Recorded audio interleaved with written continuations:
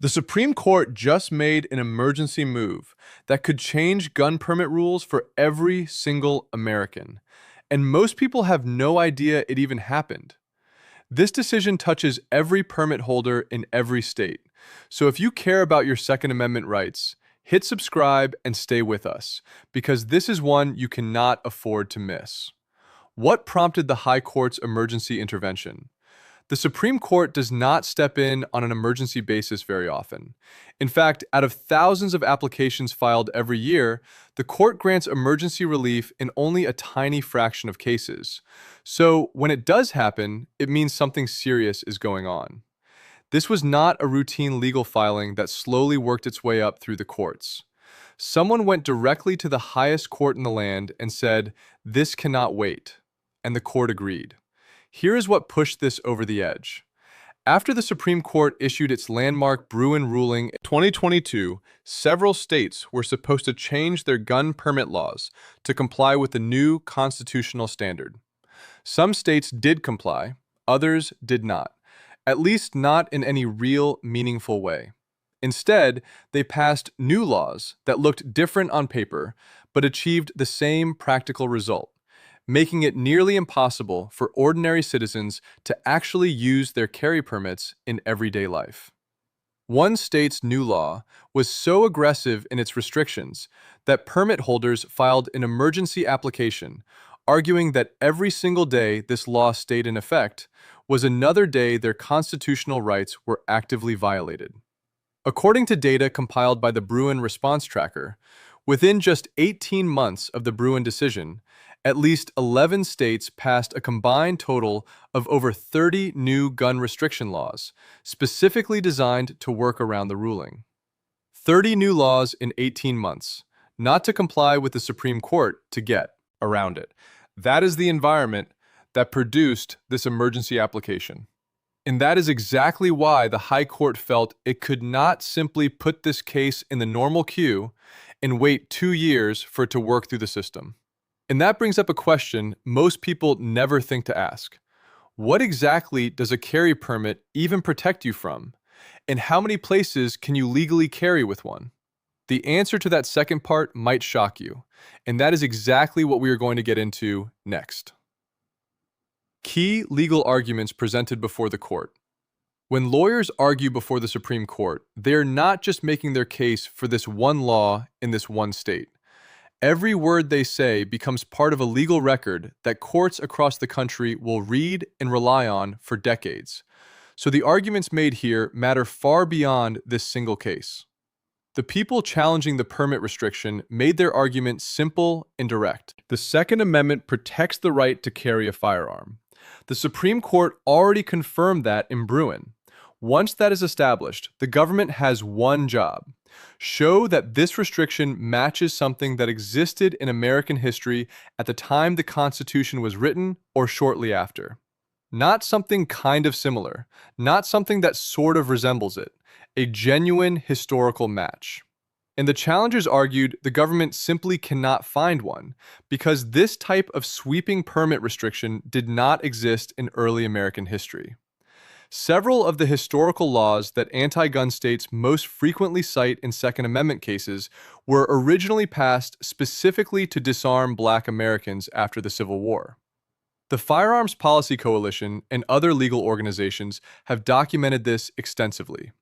Using laws rooted in racial disarmament as constitutional justification for modern gun restrictions is not just legally questionable, it is historically indefensible. But before you can fully understand why these arguments matter, you need to understand something that most Americans genuinely do not know: how completely different your gun permit rights are depending on which side of a state line you happen to be standing on. How current gun permit laws vary across states. Most people assume that if you have a valid gun permit, it means roughly the same thing no matter where you are in the country. That assumption is completely wrong, and the gap between states is far larger than most people realize. Right now in the United States, there are 3 completely different systems operating simultaneously. In over 29 states, you do not need any permit at all to carry a concealed firearm. This is called constitutional carry, and it means the government trusts you to exercise your right without asking permission first. In most remaining states, you can get a permit if you meet clear objective requirements, like passing a background check and completing a safety course. And then there are the states where the government has historically had the power to simply say no for essentially any reason they want, even if you meet every requirement on paper.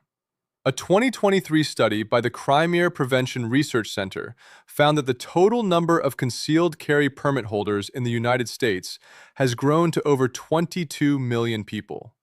22 million Americans have gone through the legal process, cleared background checks, completed training, paid their fees, and obtained a permit. And yet, in states like California, New York, and New Jersey, many of those same law-abiding citizens find that their permit becomes almost meaningless the moment they step outside their front door, because nearly every public space, business, and location they encounter has been classified as a restricted zone under post-Bruen legislation. Do you live in a constitutional carry state, a shall-issue state, or one of these restrictive states? Drop it in the comments below, because the conversation happening right now in that comment section is going to show exactly how differently this issue lands depending on where you live.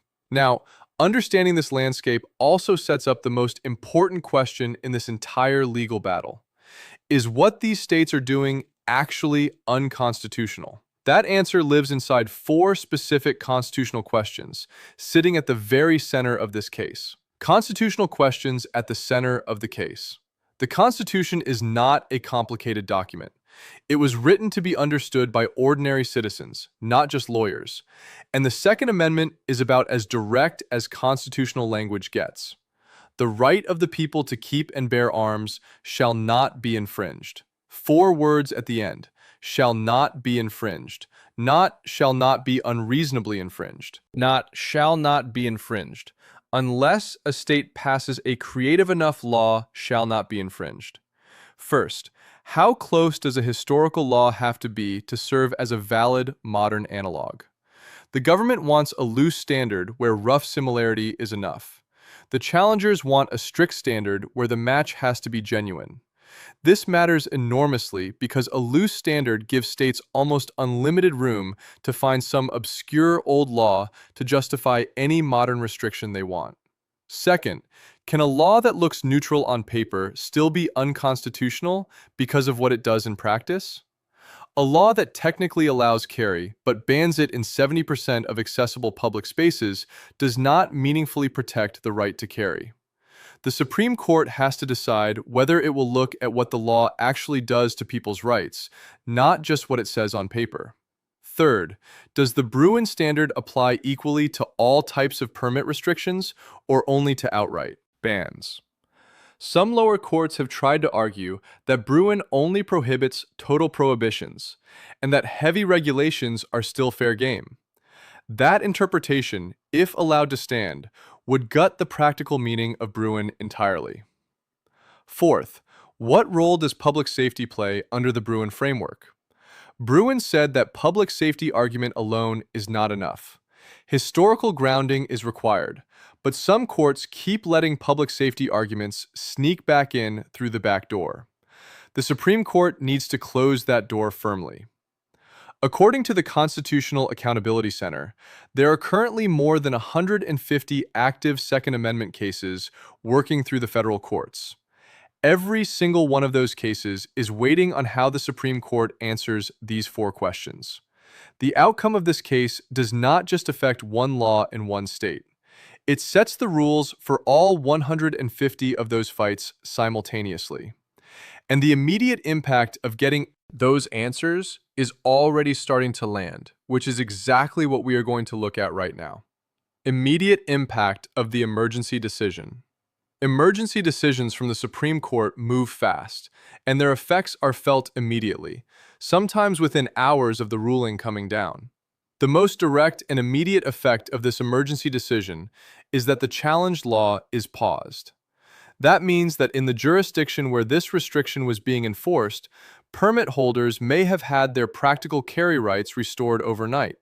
People who went to bed one night, effectively unable to use their permit in most public spaces, woke up the next morning in a legally different situation. For millions of Americans living under these kinds of restrictions, that kind of overnight change is exactly what they have been fighting for in the courts for years. According to legal analysts who track Second Amendment litigation, citations to Supreme Court emergency orders in lower court Second Amendment rulings increased by over 40% in the 2 years following Bruen. That means lower court judges are actively watching what the Supreme Court does, even in emergency posture, and adjusting their own rulings accordingly. The immediate impact of this decision is real. It is financial, and it is constitutional. But not everyone is reacting to it the same way. And the reactions from the people in power right now reveal a great deal about where this fight goes next. Reactions from lawmakers and advocacy groups. When a major court decision lands, the reactions you see publicly are only a small part of what is actually happening. Behind closed doors, in state capitals and legal offices, a completely different set of conversations is taking place. Simultaneously publicly, gun rights organizations are celebrating this as a validation of the legal strategy that has been built since Bruen. The Firearms Policy Coalition, called the Emergency Intervention, a critical step toward ensuring that Bruen's promise is actually kept. Gun Owners of America described it as proof that the court is serious about holding states accountable. These organizations are also doing something less visible but more important. They are already identifying the next set of cases to file, using this emergency order as a new legal foundation to build on. On the other side, gun control advocacy groups moved immediately into damage control mode. Everytown for Gun Safety and Moms Demand Action, two of the most well-funded gun control organizations in the country, with a combined annual budget of over $100 million, according to their own public filings, issued statements framing the decision as dangerous and calling on state legislators to find new ways to protect public safety. Translation: they are already working on the next version of the law. According to Open Secrets, gun control advocacy groups outspent gun rights groups in federal lobbying and campaign contributions by more than 2-to-1 in the 2022 election cycle. And yet, the legal wins in the courts have been moving consistently in the pro-Second Amendment direction since Bruen. Money does not always win in a courtroom the way it wins in a legislature. Do you think advocacy groups and lawmakers are actually listening to what ordinary gun owners want? Or are they just playing politics with your constitutional rights? Tell us in the comments below, because your answer to that question says a lot about where this country is heading and what it is heading toward. In terms of real policy changes that could affect every gun owner in America, is something we need to look at directly right now. What this means for current and future permit holders. If you are a current permit holder, or if you have been thinking about becoming one, this decision changes the practical landscape of what your permit means and what legal protections surround it. For current permit holders in states directly affected by this decision, the general principle is this: if the law being paused was the one restricting where you could carry, then the default legal rules that existed before that law was passed may now be back in effect while litigation continues. That is potentially a significant expansion of where you can legally carry. For permit holders in states not directly named in this case, attorneys are already analyzing whether the same constitutional arguments that succeeded here apply to their state's laws. And in many cases, they do.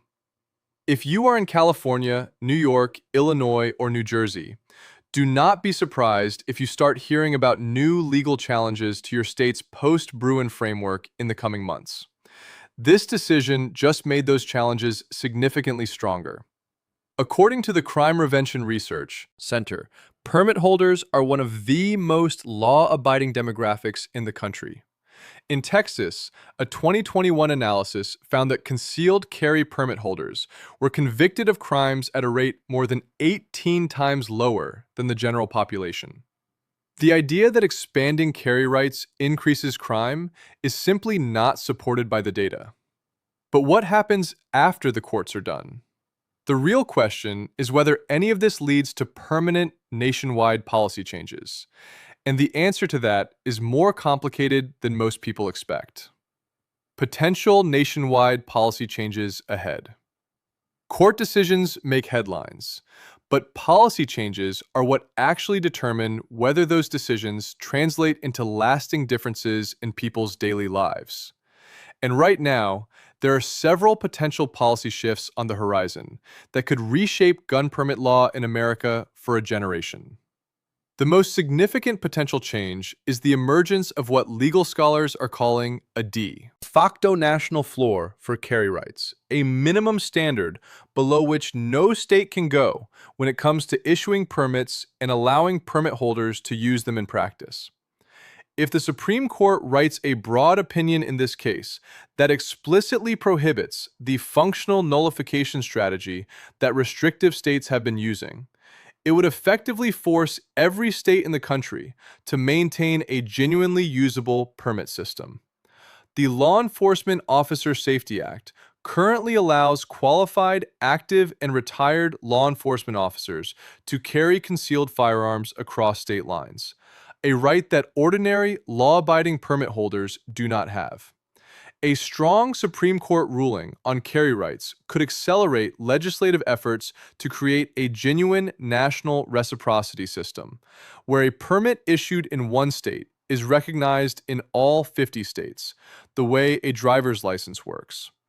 According to a 2023 Gallup poll, 56% of Americans support concealed carry rights for law-abiding citizens, a number that has been growing steadily over the past decade. The legal wins in the courts and the shifting public opinion are moving in the same direction at the same time. That convergence is rare, and it is exactly the kind of environment in which lasting policy change actually happens. The policy changes ahead are real, and they are significant, but none of them are guaranteed. And that brings us to the final and most forward-looking question in this entire discussion. What happens next in the legal process? An emergency decision is the beginning of a legal process, not the end of one. Understanding what comes next is how you stay ahead of this story, instead of just reacting to it.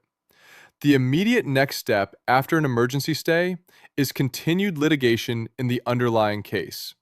That means additional rounds of legal briefs, more oral arguments either at the circuit court level or directly at the Supreme Court, and eventually a full merits decision, a complete written opinion that sets binding legal precedent for the entire country. That full opinion is the finish line. Everything happening right now is the race to get there. Supreme Court terms run from October through late June or early July of the following year. If this case is on the current terms docket, a full merits opinion could come as early as spring of this year. If it spills into the next term, the final ruling might not arrive until mid-2026. Every month between now and that final ruling is a month during which states will be maneuvering legally and legislatively to position themselves as favorably as possible. According to a study published in the Stanford Law Review, language from concurring opinions in major constitutional cases is cited in subsequent lower court rulings at a rate nearly equal to language from the majority opinion itself. That means every word written by every justice in this case matters, not just the bottom line result. Lawyers on both sides will be reading every concurrence and every dissent word by word, looking for any opening they can use. Do you think the Supreme Court should write a broad ruling that shuts down all these state workarounds once and for all? Or do you think states should keep some flexibility in how they regulate carry? Drop your answer in the comments below, because this is exactly the conversation that shapes where gun rights in America go next.